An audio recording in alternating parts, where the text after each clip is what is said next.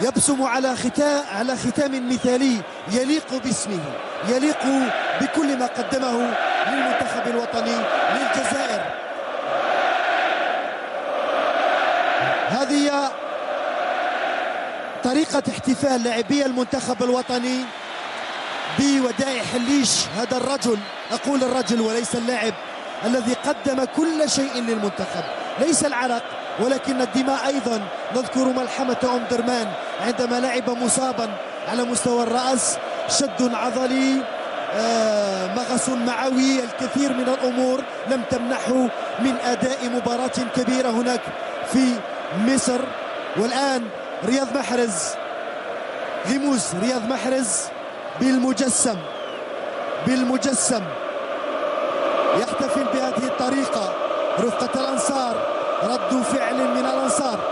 الآن سنصمت لتتكلم الصورة.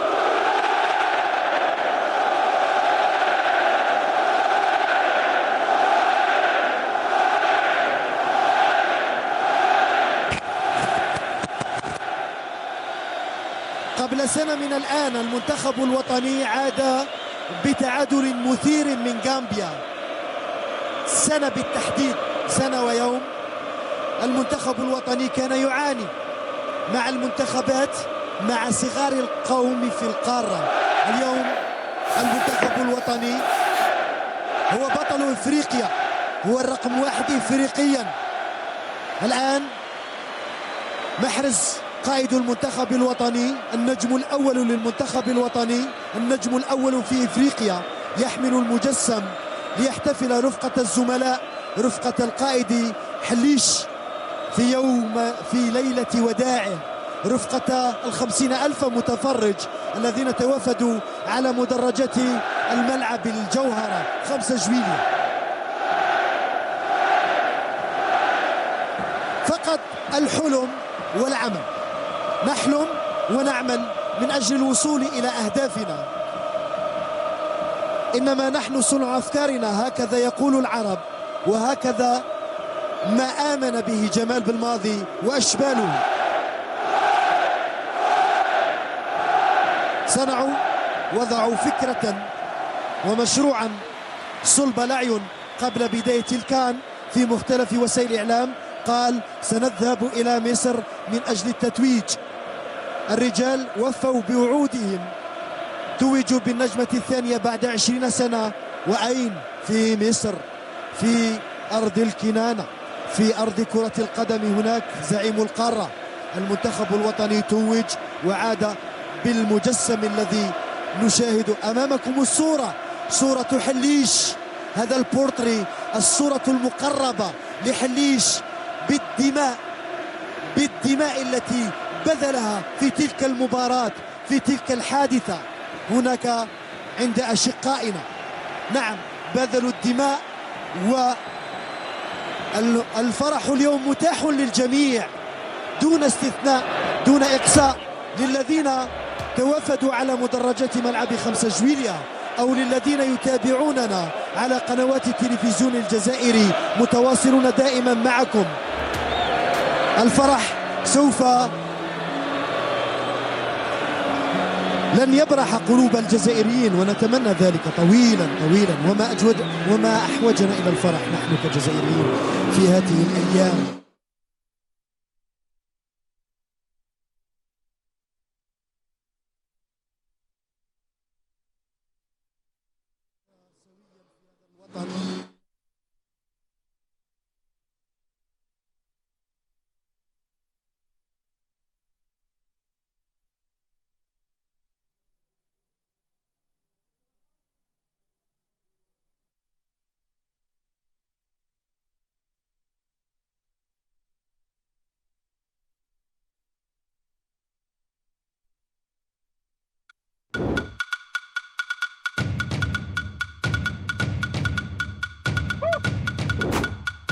Bienvenidos a la cantina de Minambolo.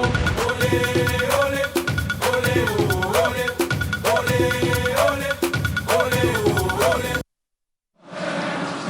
أيضا بعدها جيش التحرير الوطني، فريق جبهة التحرير الوطني بنجومه بقصته المتفردة عالميا. بعد ذلك الاستقلال فريق جيش الدفاع الوطني وأبطاله تترحم على الميتين وتمنى السلامة والعافية وطول العمر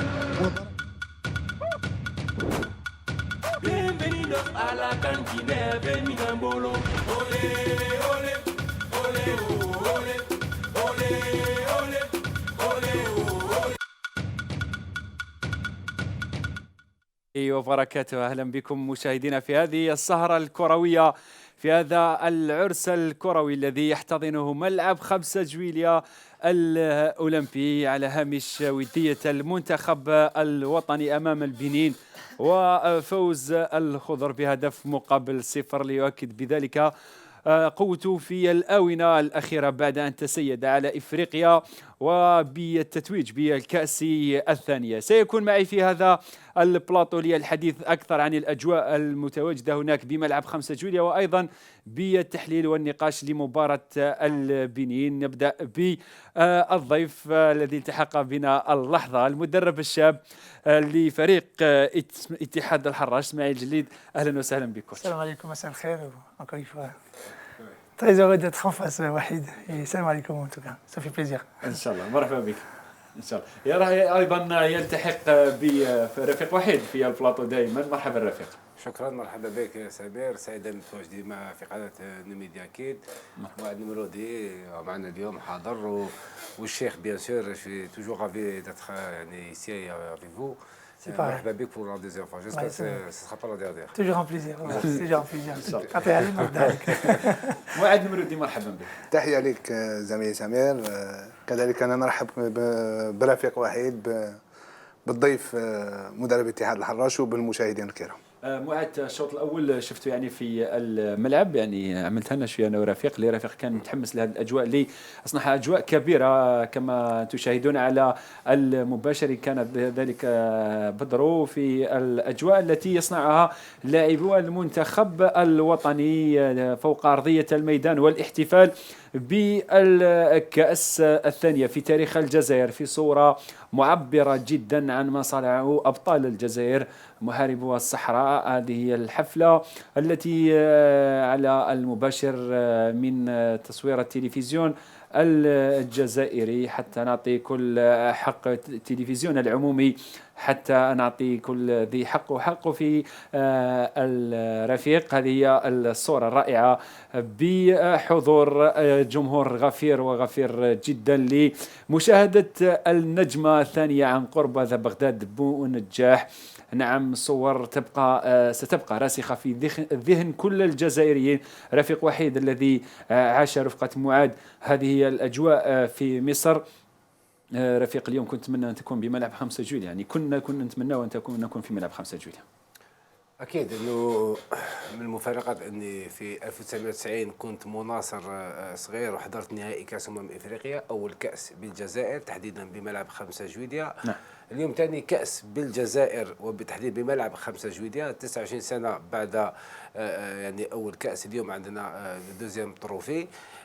وي سي فري كو الكاس هذه اليوم لا نحتفل بها بعد حوالي شهر ونصف. عدنا بها من القاهرة، كانت أجواء رائعة في القاهرة حتى في الجزائر. يعني لو ستاد دو سان جوي كان شهد ربما يعني باراليلمون يعني احتفالات كبيرة في المباريات يعني الأخيرة حتى المباراة النهائية. الاستاد كان ارشي كومب، والمنتخب كان يفوز يعني حقق انتصارات في مصر. اكيد انه تعيش هذه الاجواء اليوم بملعب 5 جويلية وكاننا توجنا اليوم للتو بكاس افريقيا. شوف الحفله يعني استناوها الجماهير الجزائريه مده تقريبا 45 يوم. نعم. ولكن الامباكت تاعها وكانك اليوم قشر تاعها. لا وي بيان سور كوب دافريك تاج غالي وغالي كثير. نعم، والتاج الذي انتظرناه لقرابه 29 سنه. كوتش، شو تقدر تعلق على هذه الاجواء اللي راهي بملعب 5 جويلية، امبيونس كبير بين اللاعبين والجمهور؟ Bon, moi, comme entraîneur, voilà, ça fait toujours plaisir de voir l'équipe nationale, comment dire, qui fait l'union de tous les Algériens. Ça fait, même en Suisse, en France, on est tous fiers de cette équipe d'Algérie. Et j'espère que ça continue comme ça. Inch'Allah, تكمل في هذه الطريقة هذايا.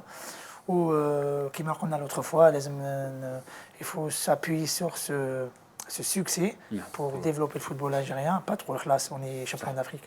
Il faut aller s'occuper de la formation, s'occuper du championnat algérien, de développement de football algérien. Donc هذا كبداية ولا انطلاقة جديدة باش نطوروا الكرة الجزائرية. إن شاء الله. معاذ، هذه هي الأجواء اللي لابد أن نتابعها ونشاهدها دائما مع المنتخب الوطني لهذا الموسم، يعني موسم خاص سيبقى في ذهن كل جزائري.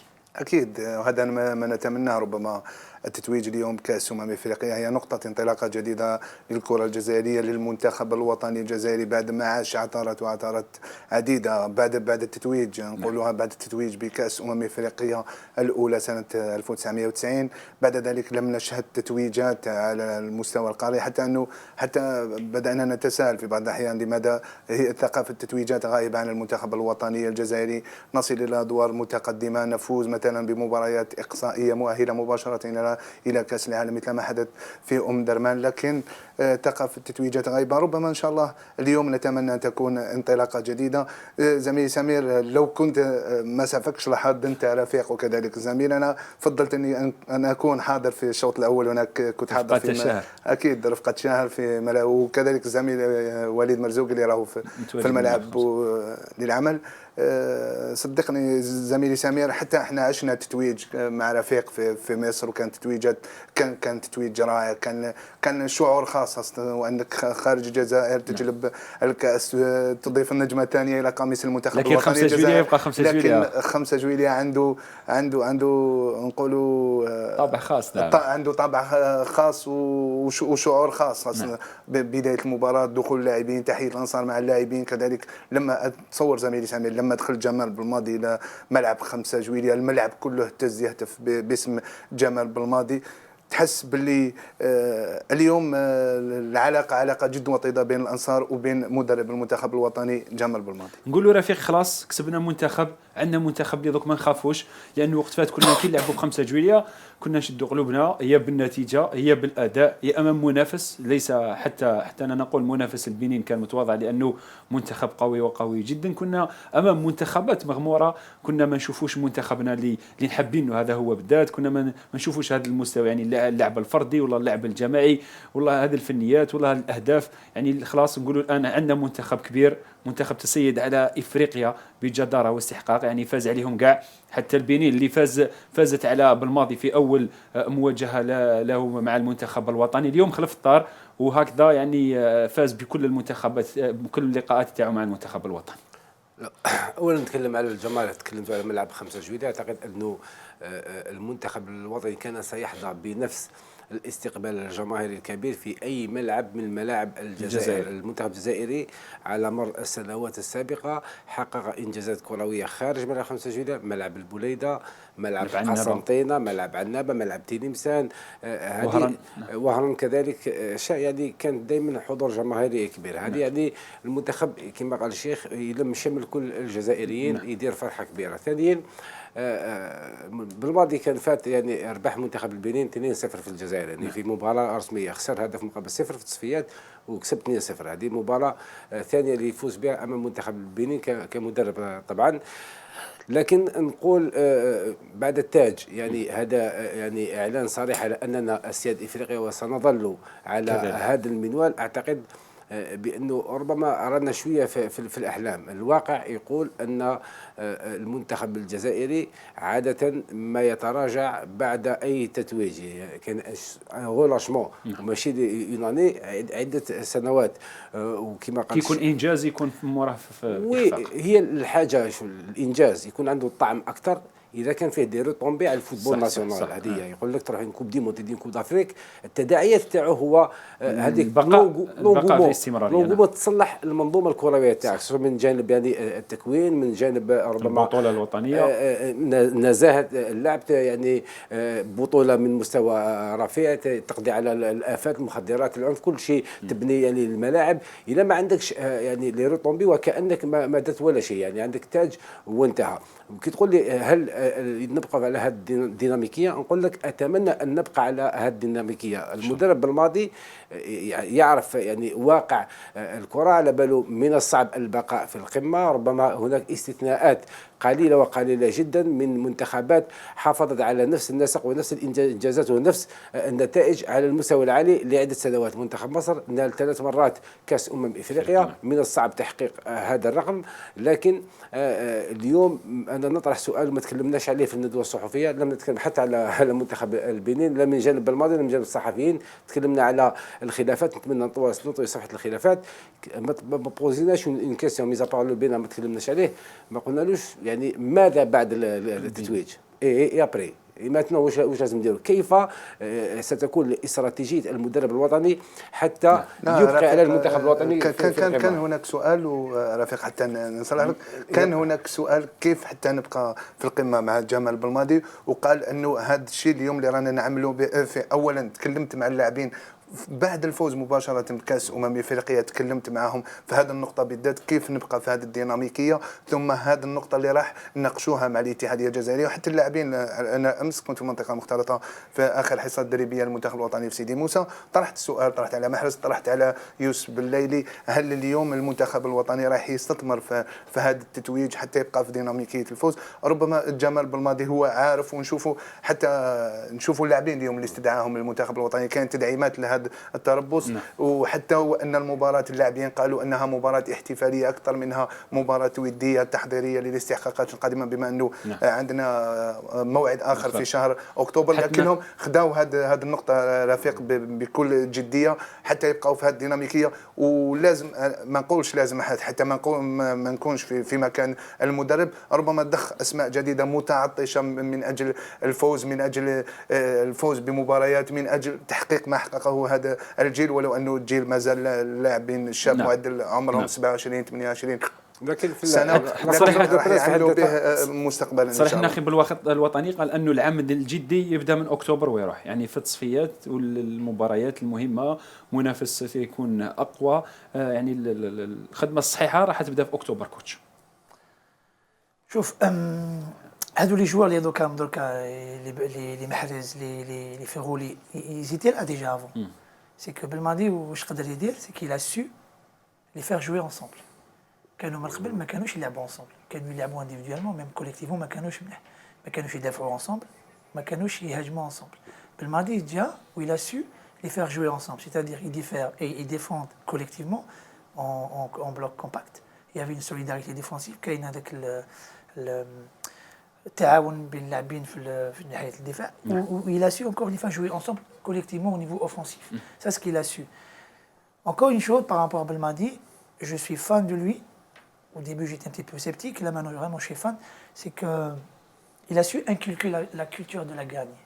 سيك من هذيك الثقافه تاع الربحه تخلص، هذيك الروح اللي كانت غايبه عند اللاعبين. ربما هو عرف كيف، لانه كما قلنا امكانيات عند اللاعبين موجوده، كذلك الماده كاينه، الماده الخام كاينه، المنتخب اللاعبين يلعبوا في افضل المنتخبات في اوروبا، لكن هو عفوا في اكبر الانديه في اوروبا، لكن هو اليوم عرف كيف يخلق هذا الروح. وحتى محرز اكد ذلك، قال باللي احنا المنتخب دخل في فتره فراغ منذ رحيل كيف لم نعد نلعب كرة القدم جيدا، سواء مع المدربين 3 الذين تعاقبوا، 4 مدربين، ماجار، الكاراز، ليكانس ورايفاتش. ربما اليوم كما قلنا يجب أن المنتخب يستثمر والكرة الجزائرية كذلك كلها تستثمر في هذا الفوز. اسمح لي، يافي في الكونتكست تاع الشيخ كان عندنا الإمكانيات اللي كيتكلم عليه الرئيس السابق للاتحادية. الامكانيات الماليه، يعني لا كاليفيكاسيون تاع لا كوب دي موند تاع 2010 بدينا يجيو لي سبونسور، دخلنا ضرائب تاع لا كوب دي موند تاع لا كوب دافريك، ومن بعد عندك لي زانفراستركتور، ولات عندك سيدي موسى خلاص دي زوتيل، يعني طريقه يعني طور المنتخب، طور يعني في لي زوتيل، يعني التركيز ما يكونش على سيدي موسى، يعني سور بلون سبورتيف يعني افضل للرياضيين. بعد ذلك رحت لا كوب دي موند، ولكن الاشكال اللي كان مطروح بعد سعدان اللي جا، كان المنتخب ما كاش كيما لي زاني مور 2004 نهار المنتخب يعني كانت فوضى في ارتجال رئيس الاتحاديه السابق يفول دير، يعني كانت المدرسه البلجيكيه فرضها علينا وفشلت المدرسه البلجيكيه اللي كانس واساج، وبعدين راح المنتخب. قعدنا ولينا ما نروحوش لكوب دافريك، صافي دير بلي القرارات الارتجاليه غير المدروسه، عدم اشراك المديريه الفنيه الوطنيه، ما درناش لو كولاج تكنيك، اقصاء الكفاءات، يعني الراي الاحادي من دفع ثمن الجزائر احيانا يعطي لك نتائج واحيانا اخرى يديك للهاويه. رحنا للهاويه ولينا ما نروحوش ميم لاكوب دافريك، اي سيتي مالورو بور لو فوتبول الجيريان. كي جا حميد حداد اخطاك مباشره رفيق بعد نهايه كاس افريقيا 2010 ما رحناش اول كاس افريقيا 2012. سي فري وي، ولكن نحكي لك يعني لا كرونولوجي على حسب رايي تاع المنتخب الجزائري. جا حميد حداد يعني فوسافي بلي راح يعني تحت ضغط الوزير السابق يحيى قيدوم. جا حميد حداد بدون امكانيات ماليه، يعني ما كناش ديجا رحنا للمونديال، il était dans l'obligation يخدم على الكفاءات، يشاور الناس، يخدم افيك لي موان دو بور، ما يدخلش في عامل المدربين. جبنا كافالي الى فاي يروح لكوب دافريك ولا ما خسرش مع لا غيني وصاد هنا في اون الجيري خسرنا ما رحناش.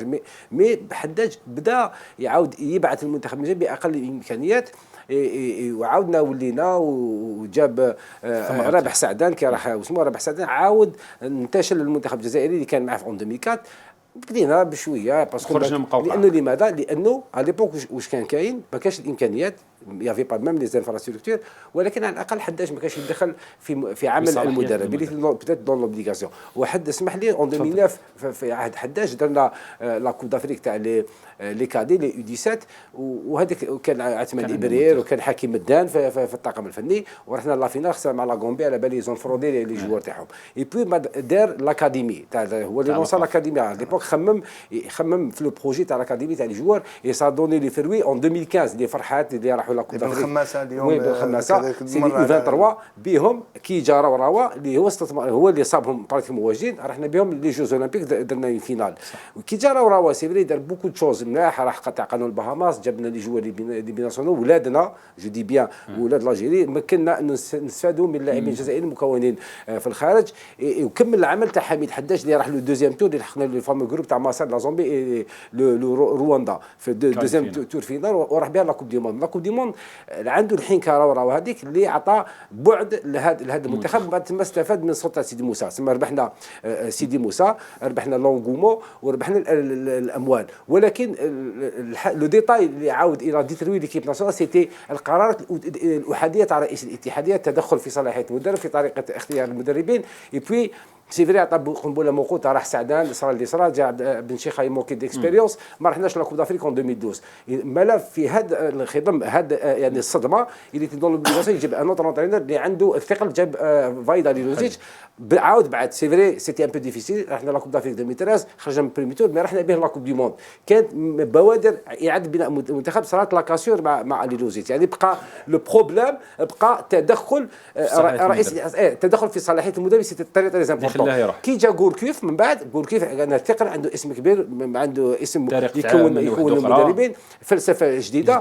كنا قادرين نعاودوا نبعثوا المنتخب من جديد. ان 2015 ما خرج من الدوزيام تور كنا بليزو ملاح، يعني عندك دوك لونترينور نظريه لبعيد، لونترينور il était très bon، عندك سيدي موسى لي زانفراستركتور، يافي دي جوار، عندك امكانيات الماليه كل شيء. بقى مشكل رئيس الاتحاد اللي التدخلات تاعو قد تخطئ وقد تصيب، دار اون اوتر كاسير بور ليكيب ناسيونال. من تما سيتي لا شوت على المنتخب الجزائري ولا يجيب نابور كان اونترينور. سيتي دو تو سو ديتاي كي جا خالد زاتشي المونكي ديكسبيريونس بارابور على رئيس الاتحاديه، لكن صاب الامكانيات الماليه وصاب المارك سيدي موسى لي زانفراستركتور اعتمد شويه على كفاءات وما تفاهمش معاهم.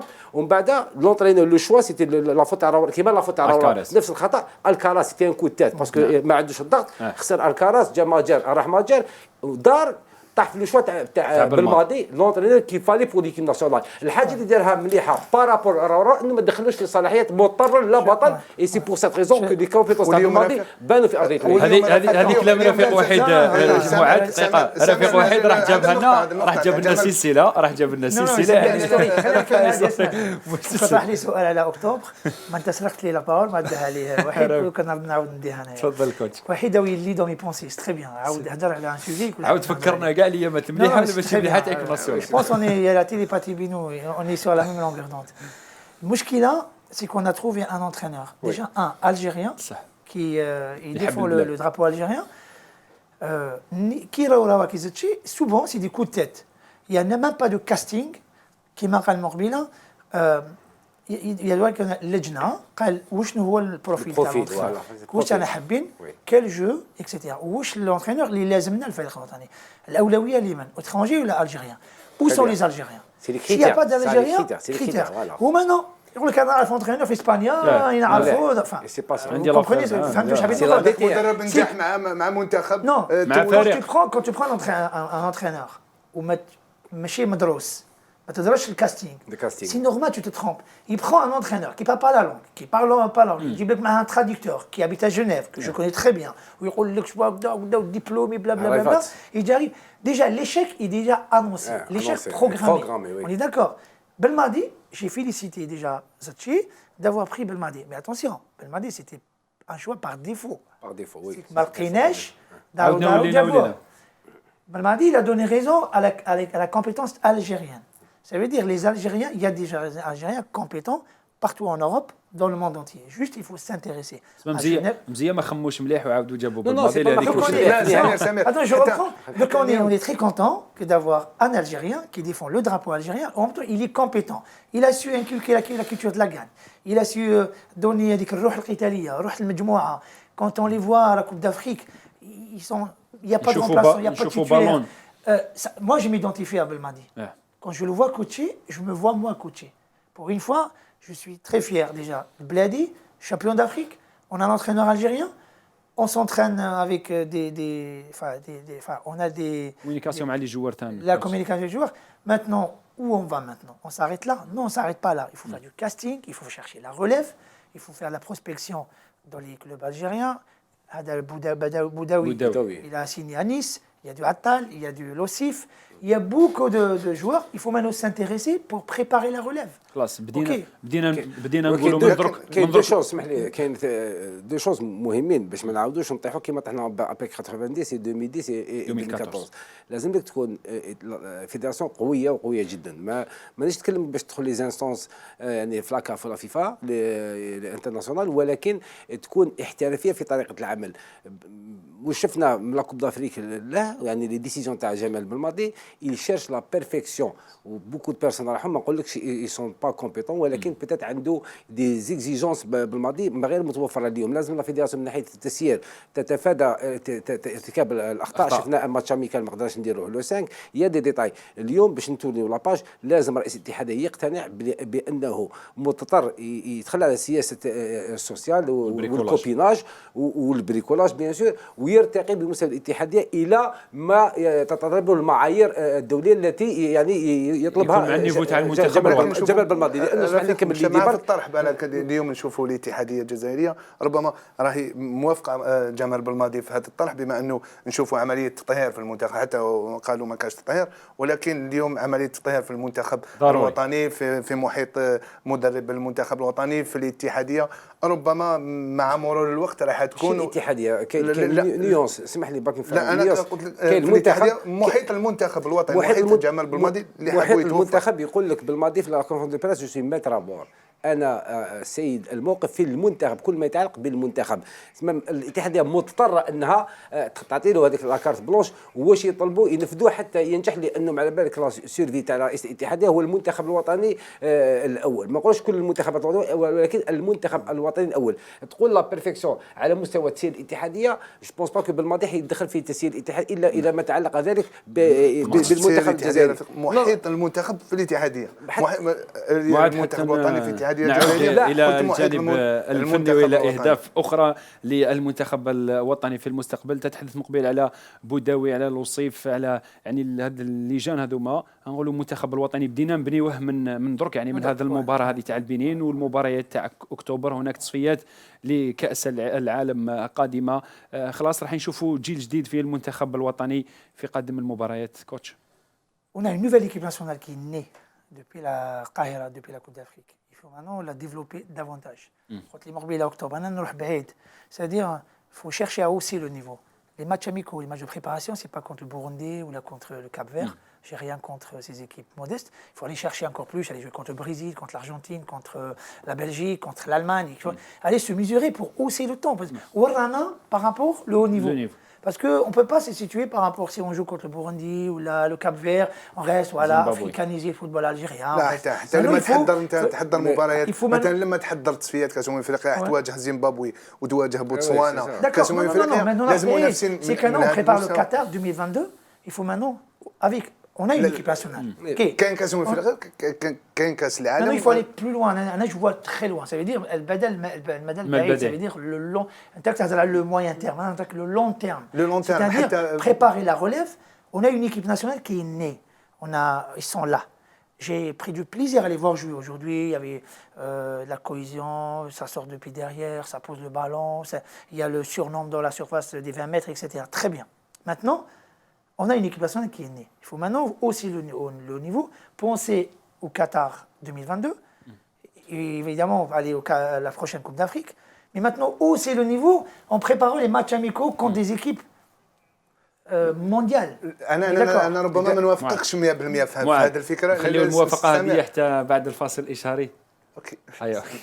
خليوا الموافقة إلى بعد الفاصل الإشاري. فاصل إشاري ونعود إليكم مشاهدين. Bienvenidos a la cantina de Minambolo. Ole, ole, ole, ole, ole, ole.